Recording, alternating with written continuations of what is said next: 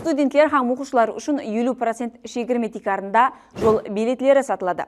Өзбекстанда, соның ішінде Қарақалпақстанда ірі энергетика қуаттылықтары іске түсіріледі. Һәм кезектегілерінің құрылысы басланды. Өзбекстанға суық хауа толқыны кіріп келмекте. Күшлі самал һәм жауын-шашын күтіледі.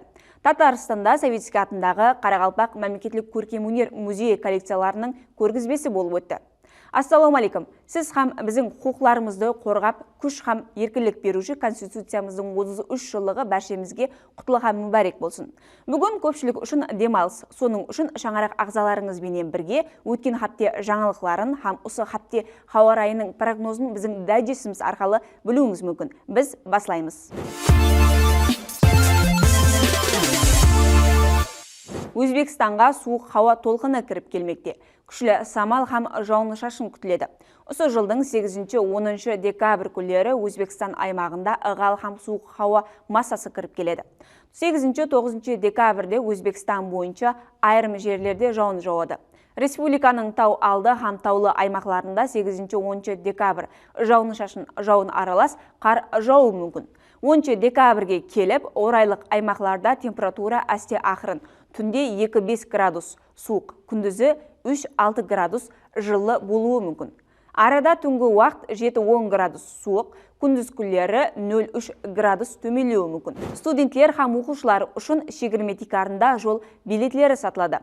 Студент һәм оқушылардың қысқы дем алыс дәуірінде тұрақлы жасау аймақларына, Қарақалпақстан Республикасы, Уәлиятлар һәм Ташкент қаласына барып келуді қолайластыру мақсатында Транспорт министрлігі, Өзбекстан темір жолдары акционерлік жәмиеті һәм Өзбекстан Airways акционерлік жәмиетімен біргелікте қосымша имканиятлар жаратылады. Оған бола 2025 жыл 18 декабрьден 2026 жыл 12 январға шекем сол күннің өзіде студент һәм оқушылар үшін 50% шегірме тикарында жол билетлері сатылуы жолға қойылады. Тақтакөпірдегі ескі Қуаныш Жарма каналы толық бетонланды. Бұл каналдың су өткеруі төмелеп кеткені халықтың қитақ жер майдалары һәм фермер қожалықларын суменен тәмінлеуде машқаларды пайда етіп, ауыл қожалығы өнімдерін жетілістіруде өнімдарлыққа ұнамсыз тәсір көрсетіп атырған еді. Өзбекстан Республикасы Министрлер комитетінің тиісілі қарарына тикар осы жылдың басында ескі Қуаныш Жарма каналын реконструкциялау жұмыстары басланған еді. Бүгінгі күнде каналдың 6,315 километрлік бөлігі толық бетонланды. Аймақтағы 2452 гектарлық майданның су тәминаты жақсыланды. 2025-2026 оқу жылында қысқы дем алыс 14 күн давам етеді. Үкіметтің тиісілі қарарына бола биылғы оқу жылында ұлыма білім беру мектеплері оқушылары үшін қысқы дем алыс 28 декабрьден, 1-4 класслар үшін 27 декабрьден басланады. Бұл хақында мектепке шекемгі һәм мектеп білімдеру министрлігінің баспасөз қызметі хабар бермекте. Дем алыс 2026 жыл 10 январына шекем давам етеді. 2026 жыл 11 январ екшембі күніне тура келгені үшін 3-ші шерек сабақлары 12 январдан басланады. Татарстанда Советский атындағы Қарақалпақ мемлекеттік көркемөнер музейі коллекцияларының көргізбесі болды. Саида Мирзиёева Татарстан басшысы Рустам Миннихановпенен ұшырасып, сауда-экономикалық һәм гуманитарлық бірге іслесуді және де кеңейту мәселелерін додалады. Қазан Кремлінде болса, Өзбекстаннан алып келінген рус авангардлары үлгілері ұсынылған ірі көргізбе ашылды. Сапар шеңберінде ЮНЕСКОның дүниежүзілік мираслары тізіміне кіртілген Қазан Кремлінде болса, әлемдер арасындағы нұр көргізбесі ашылды. Көргізбе жаңа Құддус музейі һәм Советский атындағы Қарақалпақ көркемөнер музейі коллекцияларын бірлестірді. Өзбекстан экспозицияда Соломон Никритин, Александр Чевченко, Сергей Романович, Михаил Скалов һәм Роберт Фалк сияқлы рус авангард художниклерінің 70 шығармасын көрсетті. Беруни агротехнологиялары техникумы оқушысы халықаралық чемпионатта сыйлы орынды иеледі. Осы жылдың 27 ноябрьден баслап 4 декабрьге шекемгі Россия Федерациясының Санкт-Петербург қаласында профессионал білімдеру мекемелері арасында профессионаллар чемпионаты финалы өткерілді. Онда Өзбекстан Республикасы кәсіптік білімдеру шекемелері арасында Беруни агротехнологиялары техникумынан ұстаз эксперт Атхам Тәңірбергенов һәм оқушысы Нұрсұлтан Рустамбаев чемпионатта металларға сілеу беру бағдарында 3 тапсырманы толық орындап, 2-ші орынды иеледі һәм халықаралық сертификатпен сыйлықталды. Атап өту орынлы Нұрсұлтан Рустамбаев бұл жетістікке ерісу арқылы Қарақалпақстанда профессионал білімдеру мекемелері бойынша дәслепкі халықаралық медалды алып келді.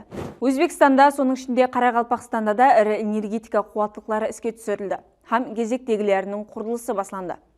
Осы жылдың 5 декабрь күні президент Шавкет Мирзиёев басшылығында жаңа энергетика қуаттылықтары һәм инфраструктура объектілерін іске қосу жаңа кезектегілерінің құрылыс баслауға бағышланған салтанатлы мәресімі болып өтті. Онда Қараөзек районынан Қарақалпақстан Республикасы Жоғарғы кеңесі басшылығы Аманбай Орынбаев, Қоңырат районынан министрлер кеңесі басшылығы Фархат Ерманов кең жәймешілік уәкілдері видео байланыс арқылы қатынасты. Жаңа объектілер дерлік 11 миллиард долларлық 42 энергетика істеп шығару, сақлау қуаттылықтары һәм басқа да инфраструктура объектілері.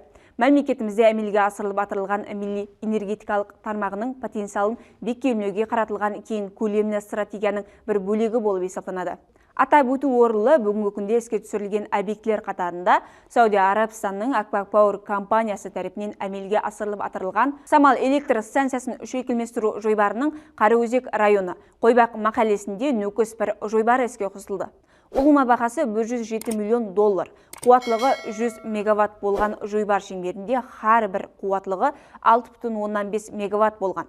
16 самал турбина генераторлары құрылғаны нәтижесінде har жылы 350 миллион киловатт сағат электр энергиясы ісілеп шығарылуы имканияты жаратылды.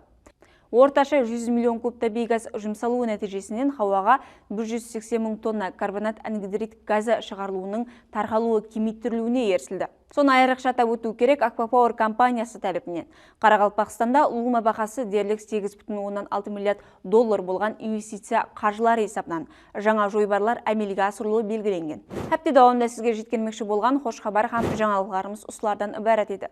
Келесі хәпте біз ұшында, сіз ұшында хош хабар һәм жаңалықтарға толы болсын.